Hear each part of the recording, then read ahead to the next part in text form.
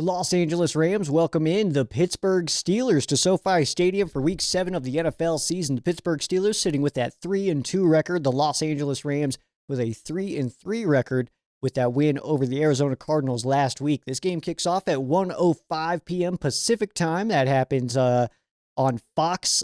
We get Adam Amin and Mark Schlereth in the booth with Christina Pink on the sideline. The Rams will be in the blue zones on the distribution map, so if you are in those areas, of course, you will be catching the Los Angeles Rams. Rams just on the single this week, Fox on the single this week, though. So obviously a lot of those packed on in there. So if you are a bettor also, the Rams are currently -3 right now at home, of course, against the Steelers. It's a pretty snug game as far as Vegas is concerned, but we'll get into all the deets here. Money line for the Rams, -166, and your over-under sitting at 43.5. So not a lot of points according to Vegas, but we'll see what happens, of course. The Rams will be in their royal jerseys for this game, and I wanted to share this with you because myself, Payo Time, and Rams House for the last season and a half, essentially, we've always made our prediction on what color pants the Rams will wear. We get the uniform schedule ahead of time, so we know what the jersey color is going to be, but we learn 24 hours ahead of kickoff what that pant color is going to be. And I will make a graphic for next week so that we can keep up with our records and see kind of what we are picking and how we're doing with that.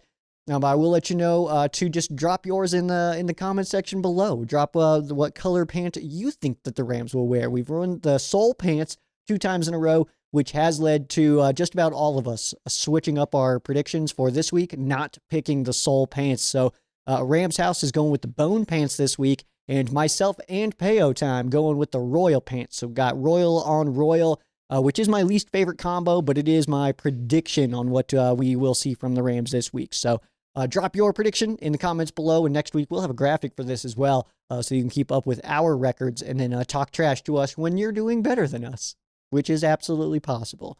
So some notes in this game. So this is the first of 2 straight games that the Rams are playing a team coming off of the bye week. So the Pittsburgh Steelers were off in week 6, and the Rams' next opponent, the Dallas Cowboys, they are off in week 7. So I think that we get it 4 times this year, which is kind of absurd, but hey, whatever, man. They give their toughest battles to their best teams is what the approach that we're going to be taking here, which is unfortunate, though. The teams get like a whole week extra to prepare for the Los Angeles Rams, and we're going to be beating up on the Steelers when the Cowboys are licking their wounds and healing up. So that's unfortunate, but hey, it happens. We're going to get team, playing us off of our bye too, so everybody kind of gets it.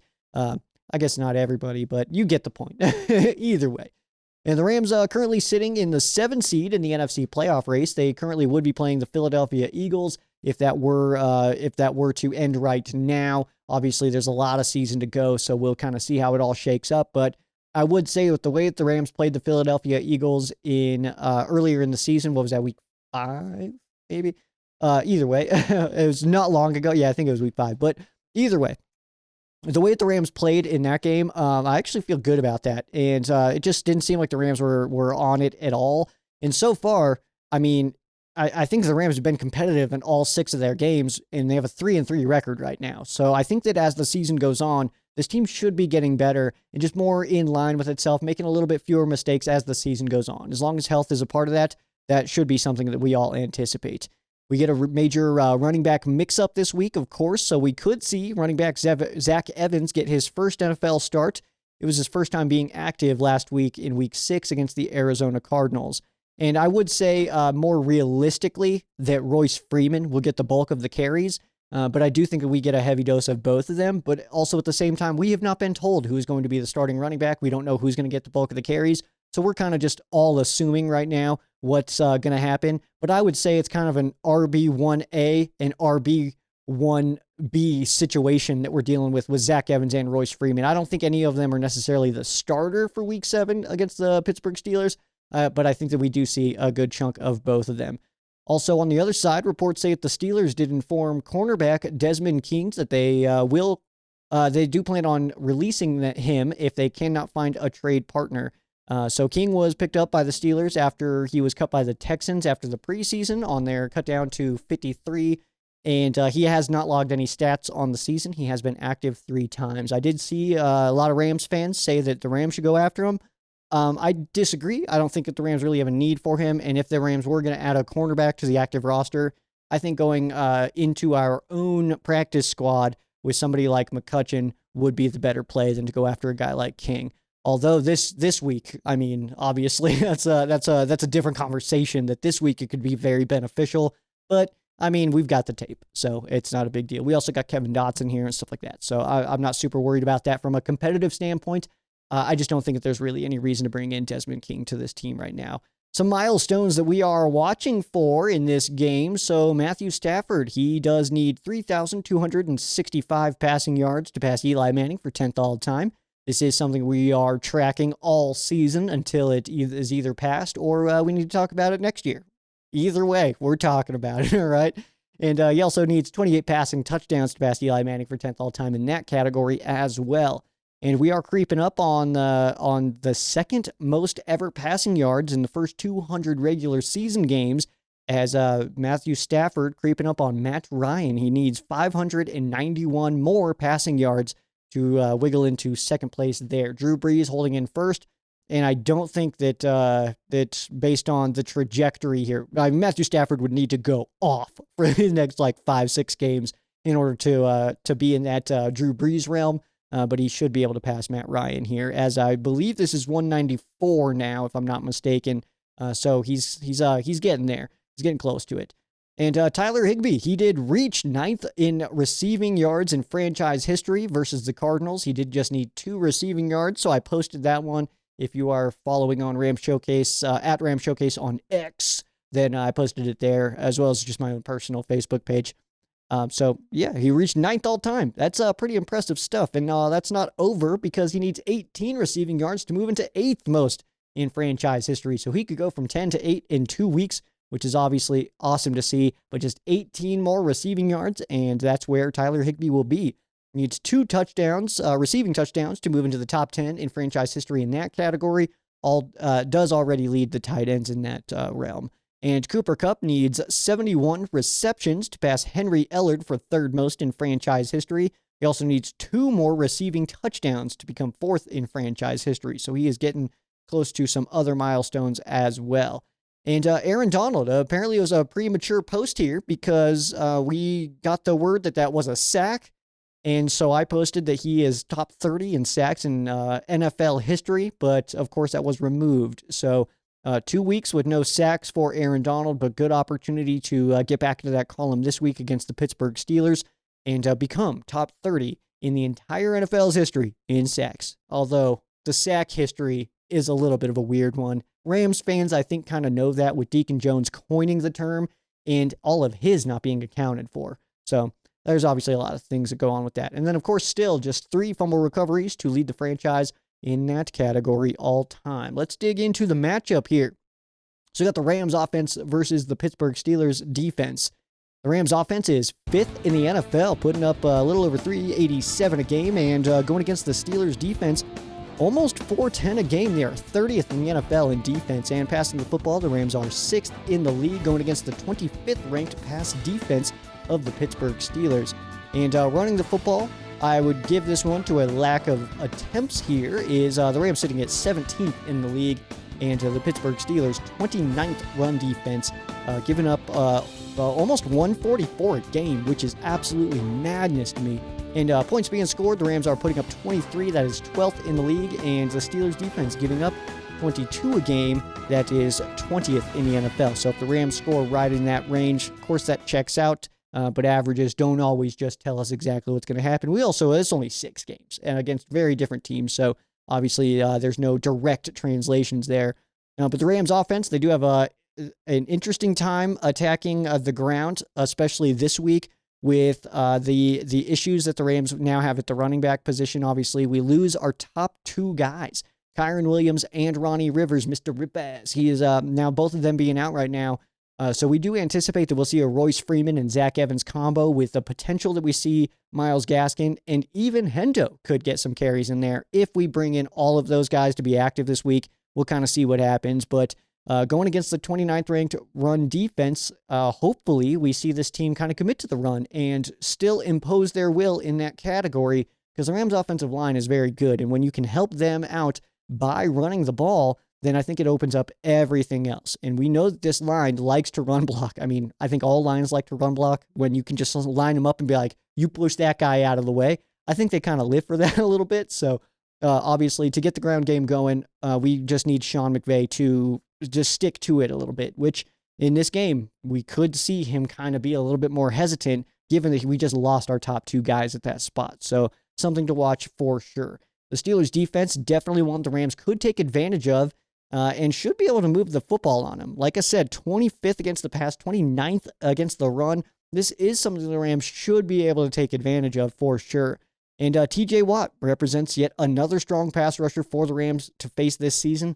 And big Rob Havenstein on that right side. He's got his hands full. But if there's anybody on this line to have against TJ Watt, I mean, it is Big Rob, right?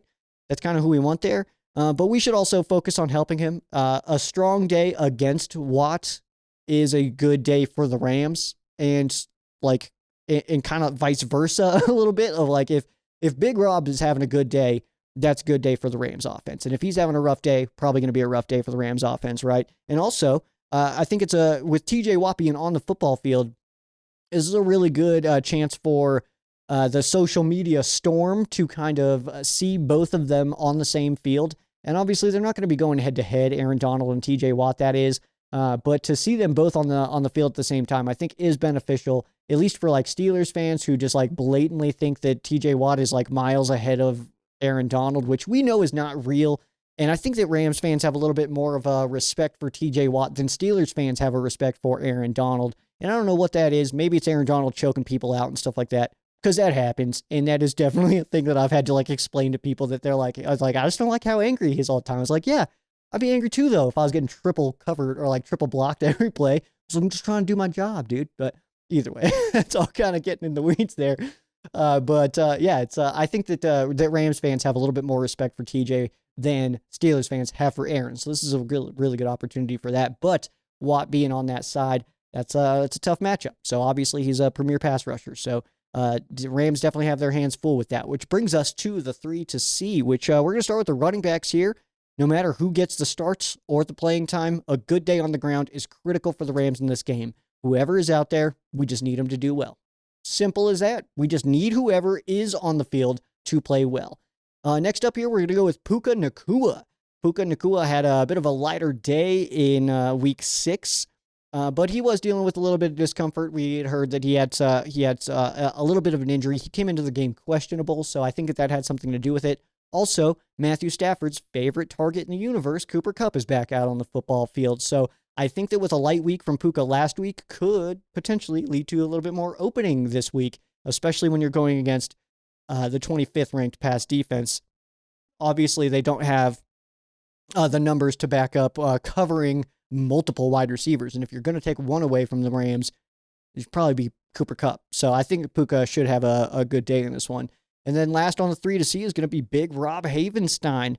He's got a tall task handling TJ Watt all day long. And while he's definitely the guy that we want handling that job, it is unrealistic to ask him to win 100% of the snaps. All right. And I don't want to see anybody, I know it's going to happen, but I don't want to see anybody saying that, like, if he gives up a sack, it's like, oh, Rob Havenstein, he's terrible. We don't need to get him out. It's like, well, I mean, it's a pretty good pass rusher he's going against. And we cannot ask him to win 100% of those snaps. That's just not realistic. With that being said, I would like to see some help go over there.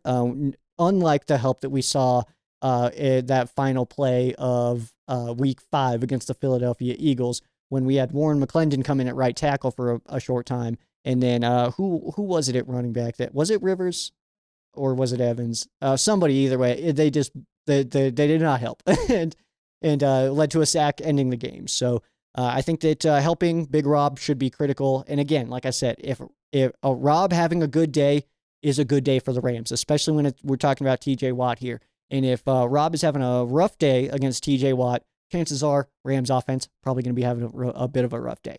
So let's move over to the other side here. We have the Steelers offense against the Rams defense. So the Steelers offense sitting 31st in the NFL. They are not putting up 300 a game and just second to last place right there. The Rams defense is a top 12 unit, ranking 12th right now, passing the football The Steelers offense is 27th in the league, while the Rams defense is 13th against the pass and only giving up 4 passing touchdowns all season, which is very top-notch. Very cool stuff there.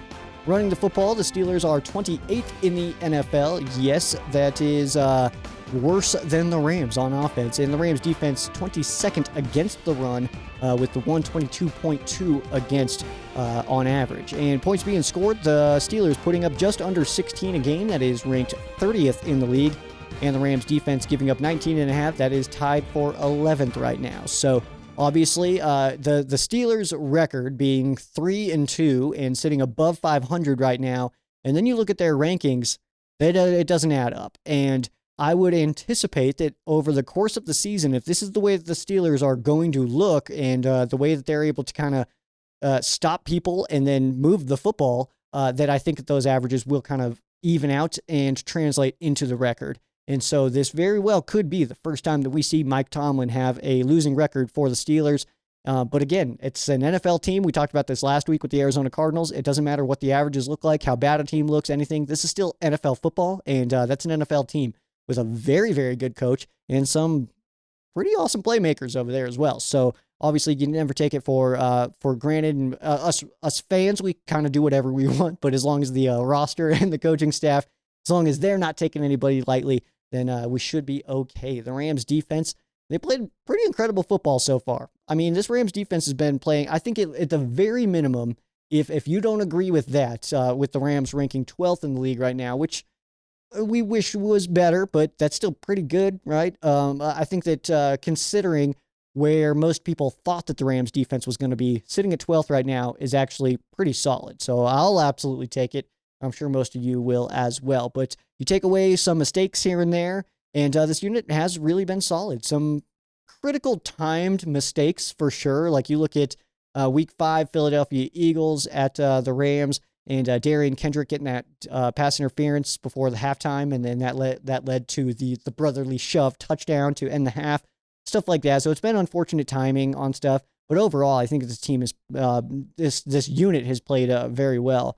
We could see a bit of a shakeup at the cornerback position, obviously with the Darian Kendrick news this week. But Duke Shelley, Trey Tomlinson, and or a practice squad player could help here. Somebody like Cameron McCutcheon, Tanner Ingle, who kind of was in at safety, kind of playing a little bit of that was that like a Taylor Rapp, Mark Barron-ish role in preseason. But who did he almost murder? There was some quarterback that he tried to kill in preseason. So.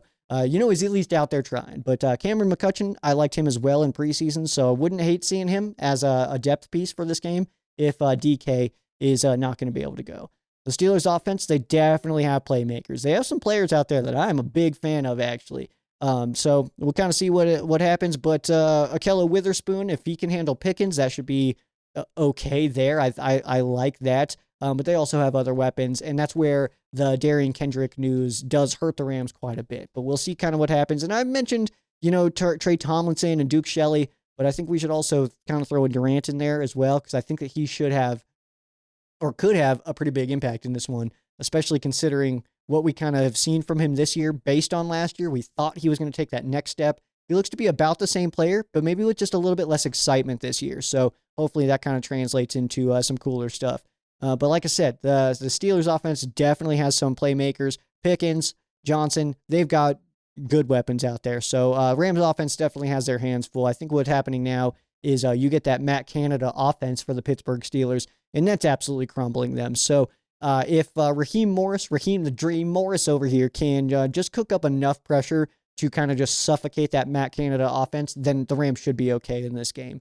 But I like our chances to kind of hold back this Pittsburgh Steelers offense, and not because of their playmakers. It is because of Canada. Like that makes me, as a fan of an opponent going into this game, feel pretty good. Their offense won't be able to do much on the Rams defense. And I think that Steelers fans also, they kind of feel that way as well. You get in even the Pittsburgh Penguins games, they're chanting "Fire Canada." So hey, maybe this is the one. Rams are good at getting people fired. So Steelers fans, maybe if you want Canada fired, just let us have this one. Just let us destroy your souls for just 1 week.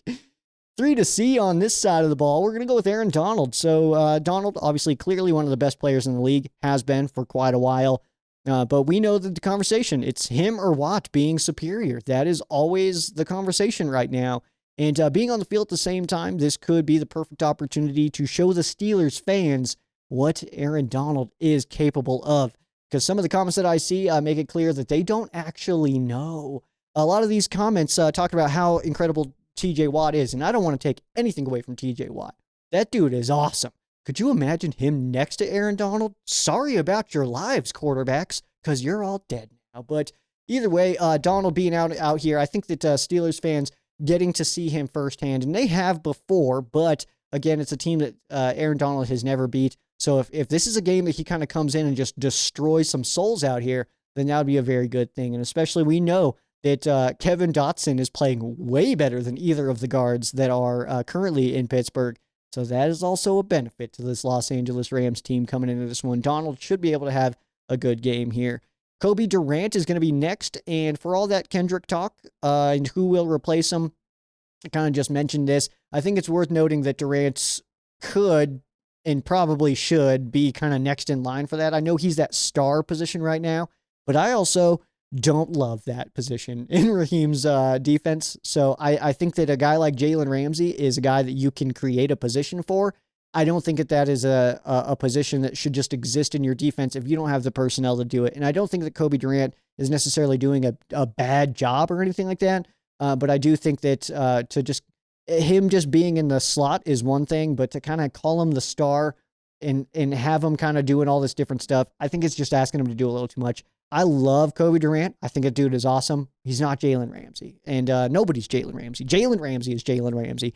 So obviously there's a shakeup there, but I want to see Kobe Durant kind of just wiggle into his spot right now. And if, again, these are big ifs because we don't know what's going on with Darian Kendrick. I would anticipate that maybe he's not going to play this week, but we also don't know that. We haven't gotten any word on it, and it sounds like the team is even still waiting on word on what is going on in that situation. So again, I'm not passing any judgment yet. I like Darian Kendrick. I hope everything's okay. And we also don't have all the information, and I'm not going to pretend that I do, just to make a hot take or something like that. So Kobe Durant, though, I like where he's at for this game, and going against a team that does have good weapons, like we had talked about in the Pittsburgh Steelers, I think he's in a good spot to have a good day in this one. And Ernest Jones, the man himself. Ernest Jones is so sick, all right? So this guy's playing such good football right now. He and Roseboom in the middle, I'm loving that combo. The Jones-Roseboom combo as the Rams inside linebackers is killer right now. I'm a big fan of this stuff.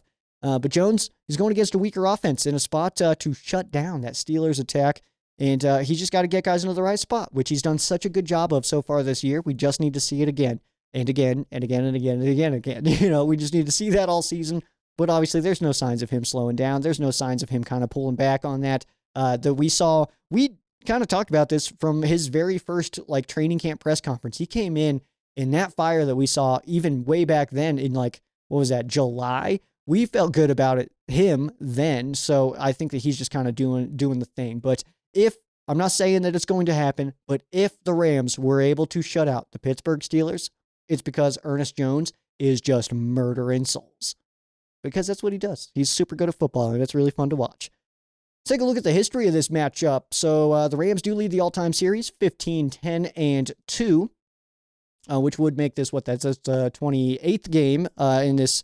Oh, that's not right. Isn't that right? Yeah, 28th game in the series. I can do math. Don't judge me. The most recent game between these two came on November 10th of 2019. Ooh, 2019. Do you remember 2019? God, what an amazing time. But the Pittsburgh Steelers did win that one 17-12. First ever game between these two came on December 4th of 1938. The Cleveland Rams defeated the Pittsburgh Pirates 13-7.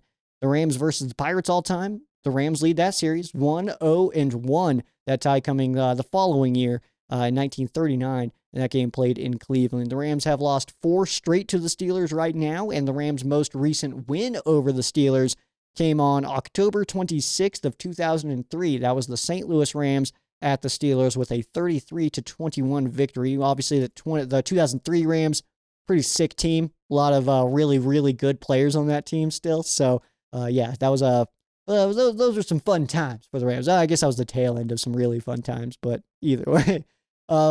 This is actually one of 3 Rams Super Bowl opponents, as of course, Super Bowl XIV, January 20th of 1980, of course, that 79 season that the Rams and Steelers faced off in that Super Bowl. It was a 31-19 win for Pittsburgh, although that was a lot closer game than I think anybody anticipated. I was not around. I did not watch this game. I was born in 91, so leave me alone. But it was closer than I think everybody kind of thought that it was going to be, with that Steelers team being so good.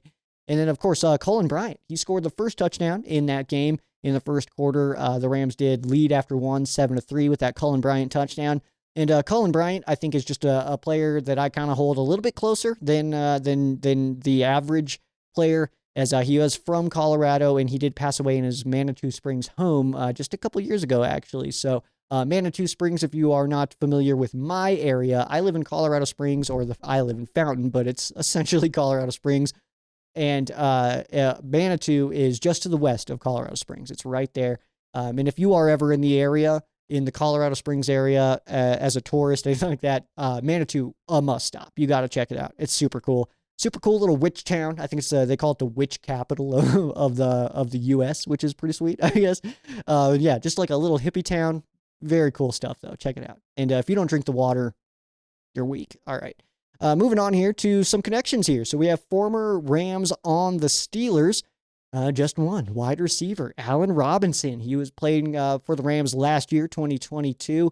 Never really kind of came into his own. Never really settled in on being a very big factor into this Rams offense. So Rams moving on from him kind of made sense. I think we all kind of anticipated that he would have a bigger role. But also, that's something to keep an eye on. Is this going to be a game that he's really up for, especially with a little bit of potential weakness in the secondary for the Rams with DK being down? This could be a game to watch Allen Robinson for sure. And former Steelers that are now on the Rams, we do have cornerback Ahkello Witherspoon. He played for the Steelers in 21-23, and Kevin Dotson, who the Rams did just trade for right after the preseason was over. This was after that 40-0 loss against the Denver Broncos that the Rams brought in Kevin Dotson. He played there from 2020-23. So, of course, that late addition there, which kind of surprised me. I thought that we were pretty good going into the regular season with who we had. And then Kevin Dotson shows up. And not only does he show up, but then Noteboom gets banged up, and then he slides into the starting lineup and is awesome. He's absolutely incredible. And I don't want to totally start rumors here, but I think that the emergence of Kevin Dotson does bring into play a potential trade involving Joe Noteboom. And I don't think that that's necessarily going to happen or anything. I'm not predicting that necessarily, but I do think it makes sense. You get his number off the books, because if he's going to be a bench player, that is too many dollar bills sitting on the bench in a player that should be starting. And so if another team has something that you can get and needs an offensive lineman, I think it's kind of perfect. And as we creep towards that trade deadline, if Kevin Dotson keeps on kind of solidifying himself as a starter on this offensive line, I do not think it's unreasonable that the Rams could trade Joe Noteboom. I think that's totally in line, totally makes sense. You get those dollar bills off the book, and you just don't have them sitting on your bench. You help out somebody else, and maybe the Rams are able to get an edge rusher out of that. So who knows? We'll see what happens, but I'm not saying that for sure Noteboom's going to get traded. I'm saying that if it does happen, that would not stun me at all. I think that's totally reasonable. And some other connections here in the NFL. Duke Shelley played in Chicago with Steelers offensive lineman James Daniels, wide receiver Allen Robinson, as well as quarterback Mitch Trubisky. And Aubrey Pleasant, the Rams secondary coach, he did coach the Tariq Carpenter in Green Bay. That happened last season, so he knows him. Maybe we're getting some good tips. That's what was going to happen, right? Everybody thinks everybody's like, oh, you got to do this to this guy. He can't do that. He can't handle that. He can't handle that.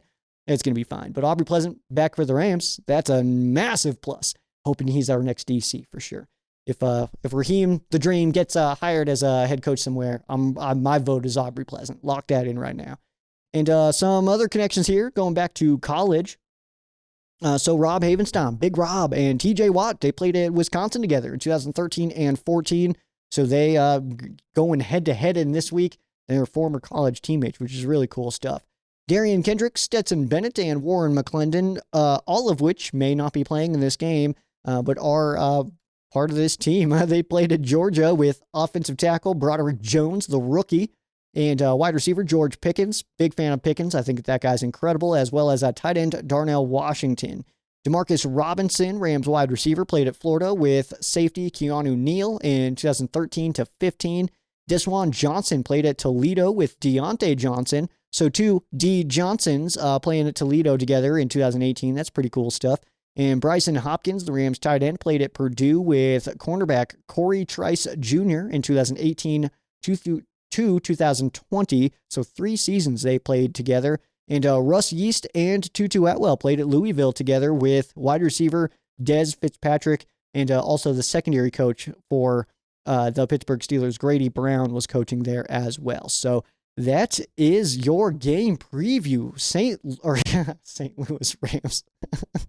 Los Angeles Rams hosting the Pittsburgh Steelers. Week 7 of the 2023 NFL season. It's going to be some good stuff. Be sure to also, again, drop your pants predictions in, we're just going to call them pants predictions. I like that. Some alliteration go in. I like that. I'm a big fan of alliteration.